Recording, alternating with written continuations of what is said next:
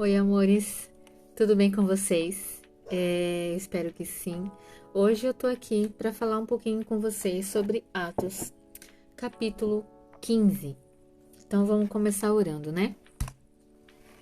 Pai, Pai de amor, Pai de cuidado, Paizinho que nos ensina todas as coisas e que nos escolheu para estar aqui agora, lendo a Tua Palavra e aprendendo de Ti neste momento. Que nos escolheu para estar perto de Ti, chegando mais perto de Ti, Te conhecendo a cada leitura, a cada dia. Obrigada, Senhor, por ter nos escolhido. Obrigada por ter me escolhido. Obrigada por ter deixado a Tua Palavra para nós. E que esse ensino desse capítulo de hoje, ele entre em nossos corações e entre em nosso espírito, para que a gente não perca e não esqueça. Eleva nossos pensamentos cativos a Ti, para que a gente se concentre na Tua Palavra, nesse momento. Amém? Em nome de Jesus. Então vamos lá. Eu quero começar com vocês falando já ali no primeiro versículo, que ele fala assim, ó. Chegaram a Antioquia alguns homens da Judeia e começaram a ensinar os irmãos. Esse é o ensinamento dele.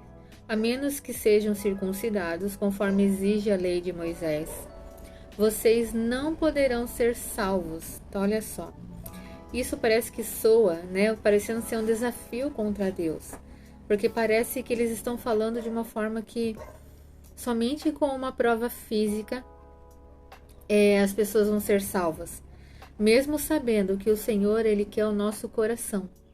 Ele sonda, né? Ele conhece, Ele sonda o nosso coração. Agora o verso 2 fala assim.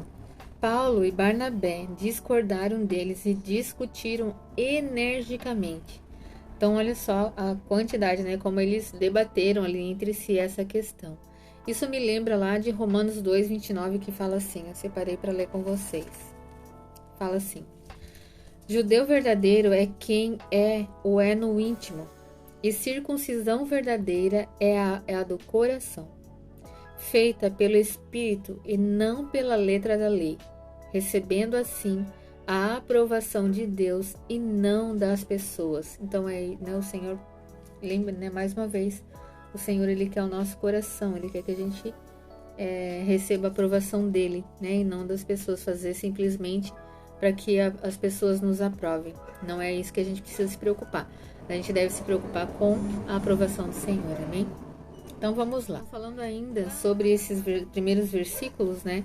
Mesmo assim, o conselho ali, os líderes, os irmãos, eles decidiram enviar Paulo e Barnabé para Jerusalém, né? Interrompendo aquela missão, a missão deles que eles estavam fazendo ali, naquelas cidades, interrompendo para discutir e chegar a uma decisão, né, a um consenso, né, sobre esse assunto. Então vamos lá. No verso 3, na segunda parte do verso, fala assim: No caminho eles pararam na Fenícia e em Samaria para visitar os irmãos e contaram que os gentios também estavam sendo convertidos, o que muito alegrou a todos. Então, olha só ali, eles falam na primeira frase, ali, a primeira palavra, né? No caminho. Então, o que isso nos ensina? Isso nos mostra, né, que é durante a nossa jornada, durante a nossa caminhada, né? A gente deve mostrando, né, Jesus durante o nosso viver, as nossas vivências, o nosso dia a dia. Então, a salvação, quando ela chega para nós, ela é um motivo de grande alegria. Ela faz uma separação, né, entre trevas, o tempo que nós vivemos na treva, e o tempo que nós vivemos na luz. Então, isso também deve continuar sendo um motivo de muita alegria para nós, quando outras pessoas conhecem Jesus, quando outras pessoas se convertem, deve ser um motivo de muita alegria para nós. Amém? Pois como diz, né? Quando um justo, né, se rende a Jesus, a festa no céu. Então também nós devemos obedecer e nós também devemos festejar. Amém? Então, quando Jesus chega a alegria, chega a salvação, chega a vida. Amém? No verso 4 fala assim: Quando chegaram a Jerusalém, foram bem recebidos pela igreja, pelos apóstolos e presbíteros, e relataram tudo o que Deus havia feito por meio deles. Então, olha só, né? Quantas coisas nesse versículo. Primeiro fala, né, da recepção, da alegria em receber as pessoas, da alegria em estar com as pessoas, e fala, né, que relataram tudo o que Deus havia feito por meio deles. Então, a importância de nós sempre estarmos falando o que o Senhor faz na nossa vida e através da nossa vida.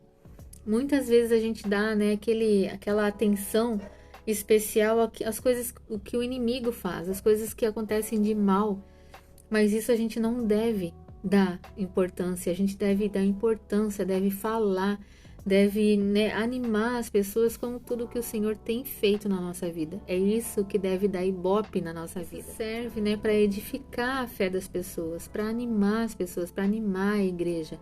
E isso nos mostra, né, que Deus, ele é Deus em todo lugar e que ele faz, sim, infinitamente mais. Amém?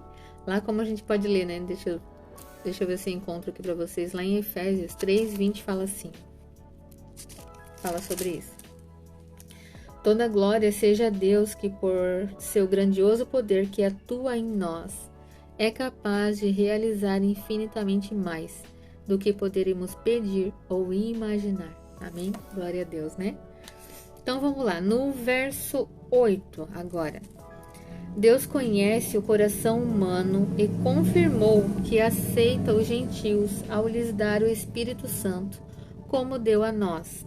E no 9, não fez distinção alguma entre nós e eles, pois purificou deles por meio da fé. Então, olha só, por meio da fé, nós temos o nosso coração purificado.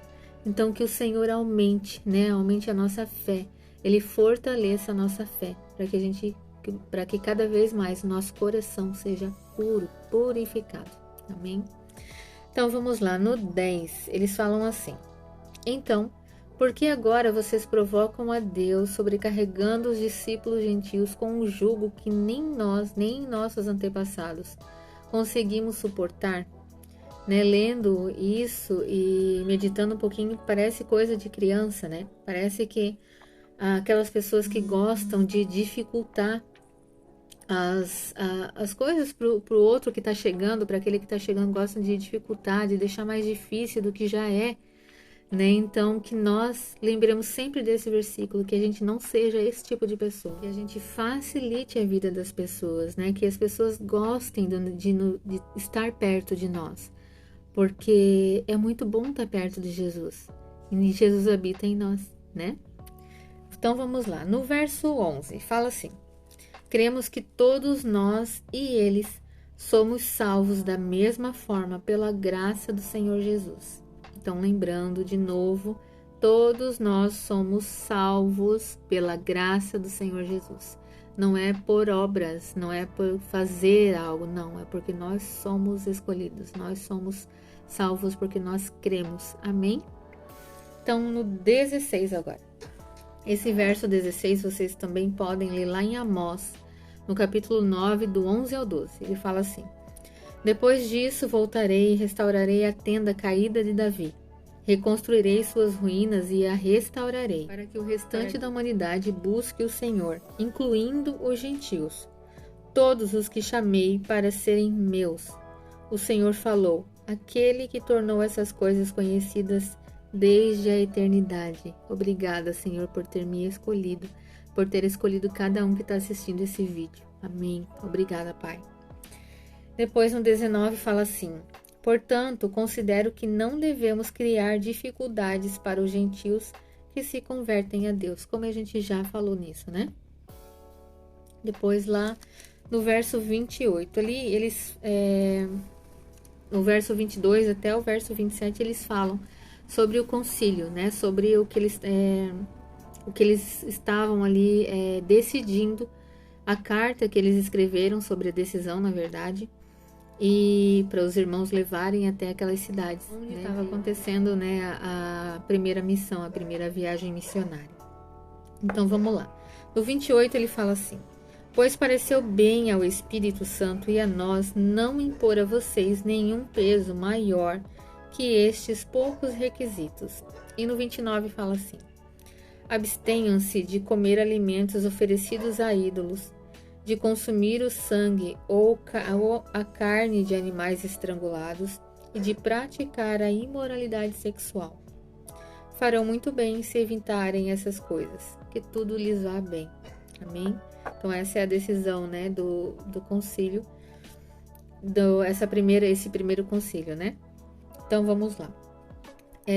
No verso 32 fala assim: Então Judas e Silas, ambos profetas, encorajaram e fortaleceram os irmãos com muitas palavras. Essa é a função do profeta, né? De animar, encorajar, edificar, fortalecer a noiva, a igreja de Cristo.